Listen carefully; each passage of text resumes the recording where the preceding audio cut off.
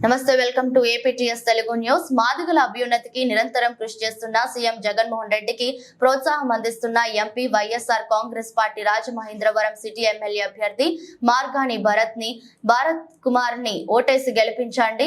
మాదిగలందరూ సిద్ధంగా ఉన్నారని మాజీ కార్పొరేటర్ వైసీపీ నాయకులు ఈతకోట బాపన సుధారాణి అన్నారు. స్థానిక గణేష్ చౌక్ ప్రెస్ క్లబ్ లో మంగళవారం జరిగిన మీడియా సమావేశంలో మాట్లాడుతూ నగరంలోని 13 పేటల్లో నివసిస్తున్న మాదిగలందరూ ఎన్డీఏ కూటమి అభ్యర్థులకు ఓటేసి గెలిపించడానికి సిద్ధంగా ఉన్నారంటూ ఎంఆర్పీఎస్ నాయకుడు వైరాల అప్పారావు ప్రకటించడంపై మండిపడ్డారు. తాము ఎస్సీ వర్గాలకు కట్టుబడి ఉన్నామని, అయితే తమకు రాజకీయంగా సామాజికంగా అవకాశాలు కల్పిస్తున్న జగన్మోహన్ రెడ్డికి ఓటేస్తామని స్పష్టం చేశారు. వైరాల అప్పారావు గారు 13 మాదిగ పేటలలోకి మీరు 13 మాదిగ పేటలలోని పెద్దను సంప్రదించారా, లేకపోతే మాదిగలను సంప్రదించారా? ఎవరిని సంప్రదించి మీరు ఏకపక్ష నిర్ణయం తీసుకున్నారండి? మేమందరం ఉన్నాం కదా. 13 పేటలకు సంబంధించిన మాదిగలందరూ వైఎస్ఆర్సీపీ వైపున ఉన్నారు.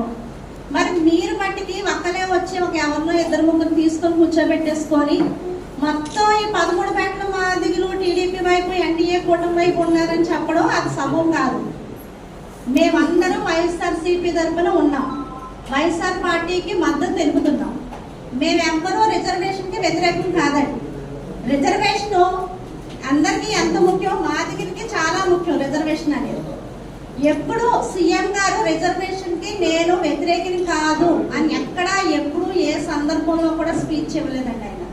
ఆయన ఒకటే అన్నారు, రిజర్వేషన్ అనేది ఒక సున్నితమైన విషయం, దానిని అధ్యయనం చేసి ఒక సమగ్రమైన నిర్ణయాన్ని తీసుకుంటాము, దానికి నాకు కొంత సమయం ఇవ్వండి అని చెప్పారు తప్పించి ఎక్కడా రిజర్వేషన్ వ్యతిరేకిని నేను రిజర్వేషన్కి సపోర్ట్ చేయనని ఎక్కడా అని ఏ సందర్భంలో చెప్పలేదు.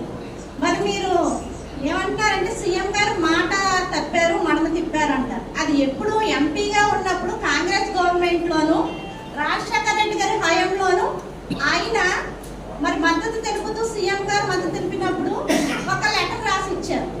అది అప్పుడు తర్వాత సీఎం అయిన తర్వాత ఆయన సంప్రదించినప్పుడు మాకు రిజర్వేషన్ కావాలని అడిగినప్పుడు ఆయన చెప్పిన అంశం ఏంటంటే, మేము సమగ్రంగా అధ్యయనం చేసి ఒక కమిటీని వేసి దాని మీద నేను ఒక నివేదికను ఇస్తాను, నాకు కొంత సమయం కావాలి, మీరు మాకు సపోర్ట్ చేయండి అని అన్నారు. అప్పుడు 2019లోనే. కానీ అందరూ దానికి మన్నకృష్ణ మాది గారు ఒప్పుకోకుండా ఆయనకు కొంత సమయం కూడా ఇవ్వకుండా మరి నోటాకు ఓటేయమని చెప్పారు. మరి ఒక కుల పెద్ద నాయకుడిగా మరి మందకృష్ణ మాదిగ మాటను ఎంతమంది విని మరి నోటాకు ఓటేస్తారండి? సపోజ్ నా వార్డు చూసుకుందా, నా వార్డే కాదు, రాజమండ్రిలోనూ ఎమ్మెల్యేగా ఓడిపోయినా సరే మరి ఎస్సీ వార్డులోనే అత్యధిక మెజార్టీ ఇచ్చాం జగన్ గారికి. దాని ఉదాహరణ నా వార్డు మాదిగ రిజర్వేషన్ వార్డు. మరి నా వార్డులో ఎంత మెజార్టీ ఇచ్చాం? నోటాకి ఎవరు ఓటేస్తారు అక్కడ? అంటే రిజర్వేషన్ అందరికీ అవసరం, దాన్ని మేము స్వాగతిస్తాం. మరి రిజర్వేషన్ కోసం నా చిన్నప్పటి నుంచి ఎన్నో కమిటీలు ఉన్నాయి. కాంగ్రెస్లో కమిటీ వేస్తారు, ఒక నివేదికని ఇచ్చారండి. ఆ నివేదికని మరి ఎందుకు బయటికి బహిర్గతం చేయలేదు? ఆ నివేదికలో ఏముంది? అప్పుడు ఎందుకు ఈ మీటింగ్ పెట్టలేదు?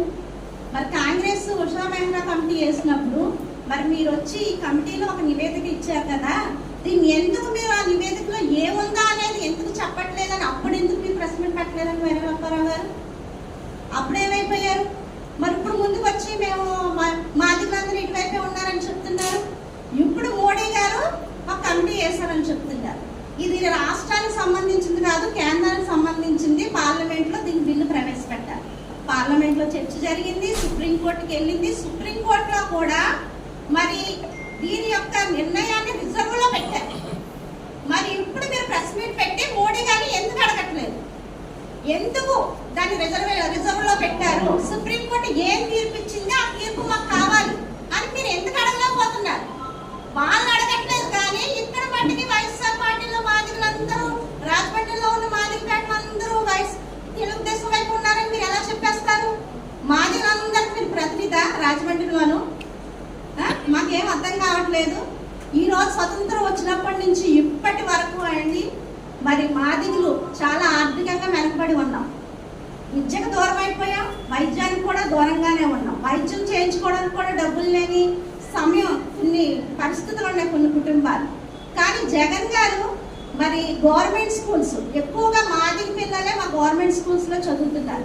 అలాంటి గవర్నమెంట్ స్కూల్స్ని ఆధునీకరణ చేసి నాడు నేడు కార్యక్రమం ద్వారా మరి అమ్మఒడి పథకం పెట్టారు, ఇంగ్లీష్ మీడియం విద్యను పెట్టారు, బుక్స్ యూనిఫామ్స్ ఫ్రీగా ఇచ్చారు, వాళ్ళకి పోషకాహారాన్ని కూడా అందించి ఈ రోజు మాదిగ బిడ్డలు విద్యావంతులుగా చేసి రేపు రాబోయే భవిష్యత్ తరాలకి వాళ్ళకు ఒక మంచి స్థానాన్ని కల్పించాలని ఒక ముఖ్య ఉద్దేశంతో సంకల్పంతో ఉన్నారు జగన్ గారు. ఏ రోజైనా ఎవరైనా సరే నా ఎస్సీలు అన్న వ్యక్తి ఎవరైనా ఉన్నారండి ఇప్పుడు వరకు? ఒక మోదీ గారు కానీ చంద్రబాబు నాయుడు గారు కానీ ఎప్పుడైనా ఎస్సీని నా ఎస్సీలు అని పిలిచిన వాళ్ళు ఎవరైనా ఉన్నారా? ఇప్పుడు వచ్చి జగన్మోహన్ రెడ్డి గారు ప్రతి స్పీచ్లోను నా ఎస్సీలు అని మొదలుపెట్టి మనకు ఒక గౌరవాన్ని అందించారు. అలాగే ఉమ్మడి తూర్పుగోదావరి జిల్లాలోను